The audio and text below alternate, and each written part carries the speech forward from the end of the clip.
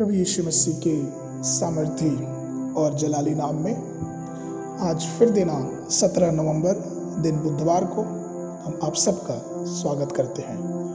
आज के दिन के लिए जो वचन लिया गया है वह पाया जाता है फिलिपियों की पत्री उसका 3 अध्याय उसका 13 और 14 पद। फिलिपियों की पत्री उसका 3 अध्याय 13 और 14 पद। वचन इस प्रकार से कहता है, हे भाइयों, मेरी भावना यह नहीं कि मैं पकड़ चुका हूँ, परंतु केवल यह एक काम करता हूँ कि जो बातें पीछे रह गई हैं उनको भूलकर आगे की बातों की ओर बढ़ता हुआ निशाने की ओर दौड़ा चला जाता हूँ, ताकि वह इनाम पाऊं जिसके लिए परमेश्वर ने मुझे मसीह यीशु में ऊपर बुलाया है।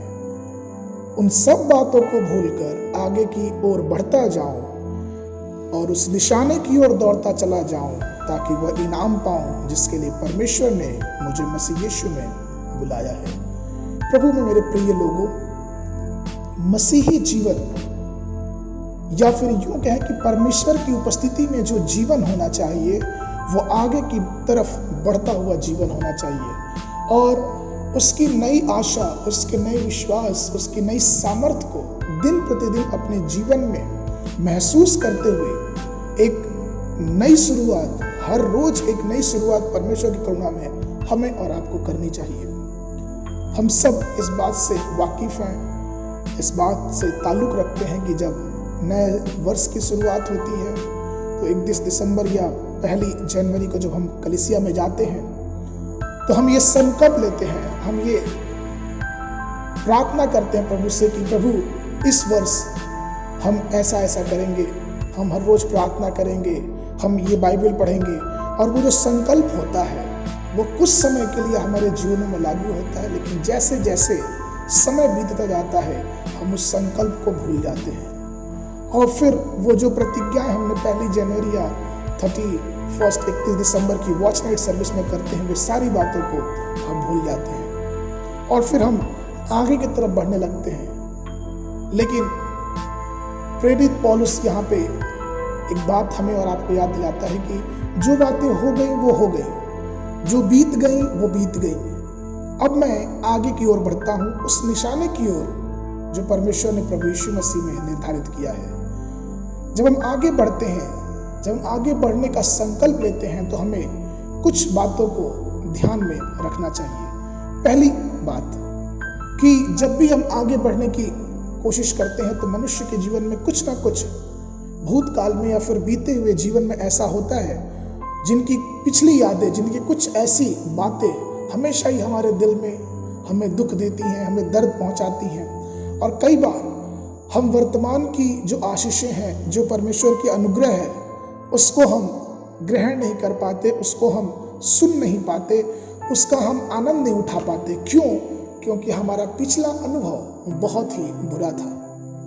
हम हमेशा ही उस पिछले दर्द को लेके, दुख को लेके, उन पुरानी यादों को लेके हम बैठे रहते हैं। और यहाँ पे एक महान व्यक्तित्व का कहावत या फिर यूं कहें कि उनकी बात मुझे याद आ गई। जॉर्ज बर्नार्ड शो कहते हैं कि हमें अपने अतीत को याद नहीं करना है, बल्कि हमें अपनी भविष्य की जिम्मेदारियों को समझ के बुद्धिमानी से जीना है। उन्होंने सही कहा कि हमें अतीत को याद नहीं करना, बल्कि हमें भविष्य की जिम्मेदारियों को समझ के बुद्धिमानी से वर्तमान को जीना है। तो प्रभु में मेरे प्रिय लोगों, पहली चीज कि पुरानी उन सारी बातों को जो हमें दुख पहुंचाती है, जो हमें दर्द पहुंचाती है, जो हमें एक उदासी जीवन में लेके जाती है, उन सबको यीशु के नाम में छोड़ना है। क्योंकि जब तक हम उसको छोड़ेंगे नहीं तब तक हम परमेश्वर के उस नए दिन की आशीष को, नए दिन की जो भोर की आशीष है, जो उसकी सामर्थ्य है, उसका अनुभव नहीं कर पाएंगे। दूसरी चीज है कि जब भी हम आगे बढ़ने की कोशिश करते हैं तो हमें कई बार पीछे की बातें याद आने लगती है और हमें ऐसा लगता है कि नहीं, वो पीछे का जीवन हमारे लिए अच्छा था, वहाँ हमारे लिए अच्छा था, ये हमारे लिए अच्छा था, और ये कैसी जगह आ गई, ये हम कहाँ आ गए। कई बार हम इसराइलियों के समान हो जाते हैं, जहाँ पे इसराइली बोलते थे कि अरे मूसा, हमें आप कहाँ लेके चले आए, मिस्र में कितना अच्छा था, हमें कितना अच्छा खाने को मिलता था, हमको सब चीज़ें मिलती थी, हमको प्याज लहसुन और हर तरह के मीट और मांस मिलते थे। कई बार हम उनके समान हो जाते हैं, कई बार हम लूत की पत्नी के समान हो जाते हैं। जब परमेश्वर हमें बचाता है, परमेश्वर हमें आगे बढ़ाने की कोशिश करता है, तो हम सदोम और गमोरा की तरफ पीछे मुड़ के देखने लगते हैं। और यही कारण है कि उसकी परमेश्वर की आशीषों का हम अनुभव अपने जीवन में नहीं उठा पाते।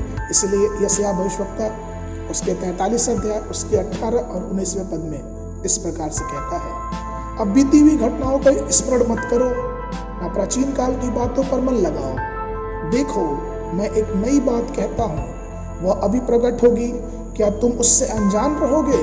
मैं जंगल में एक मार्ग बनाऊंगा और निर्जल देश में नदियां बहाऊंगा। यशायाह भविष्यवक्ता कहता है कि जो बातें हो गई वो हो गई, उनको मत स्मरण करो। परमेश्वर हमारा सामर्थी है कि एक अनजान रास्ते में, उस जंगल के रास्ते में वो मार्ग बनाने के लिए तैयार है। आज के दिन हो सकता है कि आप और हम एक जंगल नुमा जीवन में होकर गुजर रहे हों, एक मरुभूमि से होकर गुजर रहे हों, जहाँ हमें कोई सहायता नहीं देने वाला, कोई हमें समझने वाला नहीं। लेकिन प्रभु की ये प्रतिज्ञा है कि वो जंगल में मार्ग बनाएगा। वो मरुभूमि में जहाँ पानी का कोई नामो निशान नहीं है, परमेश्वर अपनी आशीषों से परिपूर्ण करेगा। इसलिए प्रभु में मेरे प्रिय लोगों, आइए हम मसीह के उस आशीष को देखते हुए, उस सामर्थ को देखते हुए, उस मसीह को जो हमारे लिए अपनी जान दे दिया, उसको अपना निशाना बना के उसके पद चिन्हों पे चलते रहें और उस कनान में पहुंचे जो अनंत काल का है, जहाँ दूध और मधु की धारा बहती है, जहाँ परमेश्वर खुद विराजमान है। और उस जगह पहुंच के हम परमेश्वर के नाम की स्तुति कर सकें। आज के मनन के लिए जो पद है वो लिया गया इब्रानियों की पुस्तक उसका 12 अध्याय उसका पहला पद।